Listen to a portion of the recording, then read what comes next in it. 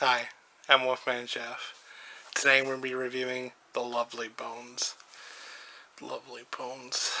Why does that sound familiar? Don't you wanna come with me? Don't you wanna feel my bones on your bones?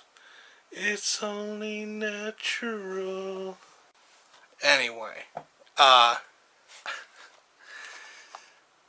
this is a movie directed by Peter Jackson. It came out a couple years ago, maybe a little longer.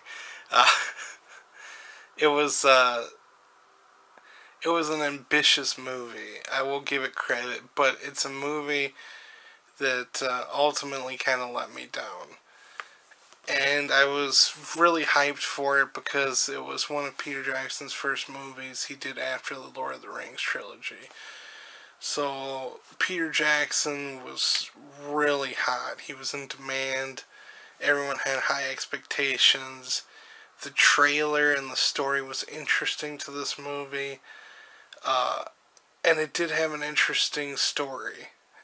The visuals of the movie were fantastic. It has a lot of impressive production design. It has a lot of interesting special effects, and the concepts of the movie in itself were interesting. Where the movie kind of falters in my book is, one was the casting. And I like Mark Wahlberg. Mark Wahlberg could be pretty damn fun in some movie roles, but he wasn't the most convincing in this movie. And the movie was very reliant on his character and what his character was going through. So when you couldn't believe, what he was conveying as far as emotions, it kind of bogged the movie down. And Mark Wahlberg, he's Marky Mark,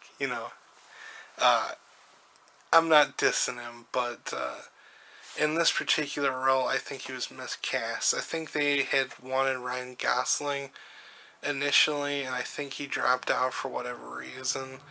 And I think he would have been far better in the role, because Gosling and Wahlberg are both good actors, but they're just different. And Gosling tends to be able to convey emotion a little more, and I think this movie could have benefited that.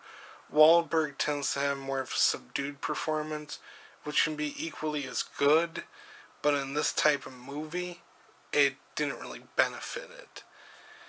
And I think that the movie also kind of, it drug a little bit, and hey, my reviews drag on, so I'm not knocking it completely. I can't really do better myself, but I'm reviewing the movie, so I gotta point out everything I liked and everything I didn't like, so you can kind of, take it with you.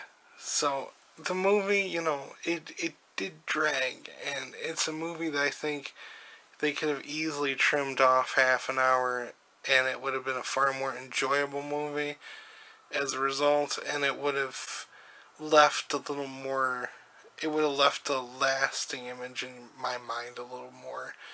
When it drags on, you don't tend to be as captivated by the themes of a movie, unless it's, and if it's really well done, it can be as long as it wants to be, like he did with Lord of the Rings. The pacing was well, it did not feel like 3 hours. Lovely Bones was a long movie, and it felt long. And when the movie feels long, you need to trim it. If you can get it to, if you can get it to be long and have good pacing, whatever. But yeah, this movie definitely could have used some trimming. And aside from that, it had some decent acting. Besides from some of the people I felt were miscast, like Mark Wahlberg. Raquel Welch wasn't bad. Susan Sarandon was pretty good. Stanley Tucci's always good. So I'm not knocking some of the acting or some of the cast. And it was an interesting movie. So it's not a movie I would say is a must-see. I would not even recommend it But I would say that if you're interested in a more spiritual movie with kind of an interesting story to it, I would check out Lovely Bones. But other than that, you know, it's a movie that you could pass on. You're not going to miss anything. So, you know. Well, thank you very much for listening to my review. You mean a lot to me. I love you. Thank you. Bye.